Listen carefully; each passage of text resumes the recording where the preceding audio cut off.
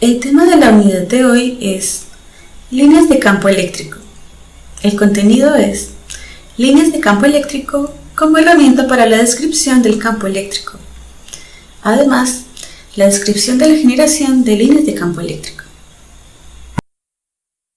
Existen dos maneras gráficas de representar el campo eléctrico.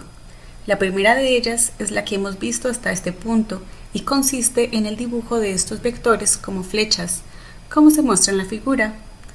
Las flechas representan la magnitud y dirección del campo eléctrico. Pero existe otra manera de hacer esta representación y es por medio de líneas. En esta segunda figura, las flechas se reemplazan por líneas continuas que tienen la misma dirección que el campo eléctrico en cualquier punto. La cercanía de las líneas está directamente relacionada con la magnitud del campo eléctrico. De modo que una carga de prueba ubicada en cualquier lugar sentirá una fuerza en dirección de las líneas y esta fuerza tendrá una magnitud proporcional a la cercanía de las líneas en esta región, siendo más fuerte cerca de la carga, por ejemplo.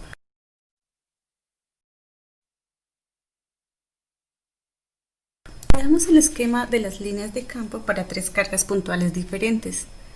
Para una carga positiva, el campo eléctrico está definido de modo que las líneas de campo apuntan hacia afuera de la carga.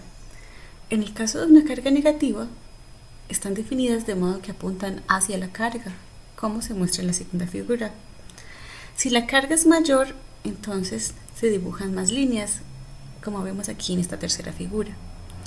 La magnitud del campo eléctrico es exactamente proporcional al número de líneas por unidad de área. Esto sucede debido a que la magnitud del campo de una partícula puntual es inversamente proporcional al cuadrado de la distancia, mientras que el área es proporcional al cuadrado de la distancia.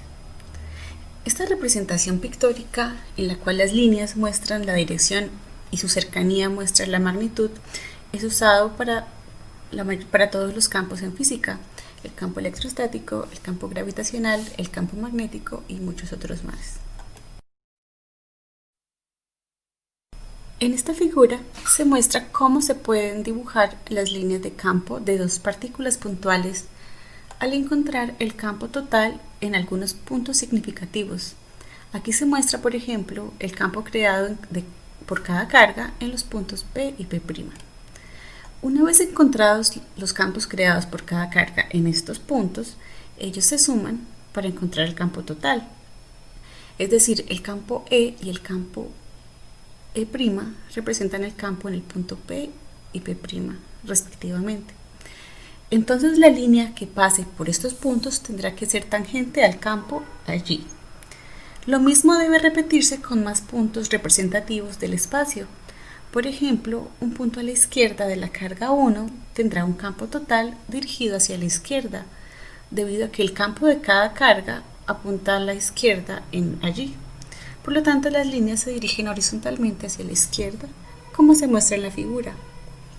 De manera análoga, con un punto a la derecha de la carga 2, tendremos un campo que apunte hacia la derecha. Por lo tanto, allí las líneas se dirigen horizontalmente hacia la derecha, como vemos en la pantalla. El campo eléctrico de varias cargas es más complejo para determinar. Sin embargo, algunas características se pueden notar. Por ejemplo, en la primera figura, vemos que el campo es más débil en la región entre dos cargas iguales, como vemos allí, pues las líneas están más separadas en esta región.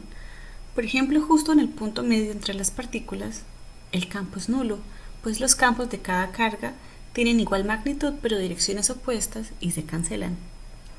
Además, a una distancia grande del par de cargas iguales, el campo se asemeja al de una carga sola. En la segunda figura se muestra el campo de dos cargas con signo opuesto y de igual magnitud. En este caso, el campo es más fuerte en la región entre las cargas, pues allí el campo creado por las dos tiene la misma dirección, de modo que se suman y producen un campo mayor en magnitud que apunta a la derecha. Para esta configuración, el campo es más débil a distancias largas, pues el campo de cada carga individual está aproximadamente en dirección opuesta, de modo que éstas se restan. Así que a distancias muy grandes el campo de dos cargas opuestas se asemeja al de una carga puntual, pero de menor valor. Usamos las líneas de campo eléctrico para visualizar y analizar los campos eléctricos, pero hay que recordar que estas líneas son solamente representaciones pictóricas y no son entidades físicas. Las propiedades de las líneas de campo de cualquier distribución de carga son las siguientes. Primero, las líneas deben empezar en las cargas positivas y terminar en las cargas negativas o en el infinito, en el caso hipotético de cargas aisladas. El número de líneas de campo que salen de una carga positiva o entran a una negativa es proporcional a la magnitud de la carga. La magnitud del campo eléctrico es proporcional a la densidad de líneas de campo, es decir, es proporcional al número de líneas por unidad de área perpendicular a ellas. La dirección de las líneas de campo es tangente a las del campo eléctrico en cualquier punto del espacio. Y por último, las líneas no se pueden cruzar. Esta última propiedad indica que el campo es único en cualquier punto. Debido a que las líneas de campo tienen la misma dirección del campo eléctrico, si éstas se cruzaran en un punto, significa que el campo allí tendría dos direcciones diferentes. Y esto no puede suceder, porque el campo es único en cualquier punto. En esta unidad aprendimos cómo funcionan las líneas de campo eléctrico para la descripción del campo eléctrico y cómo se dibujan las líneas de campo eléctrico de cargas puntuales. Muchas gracias por su atención.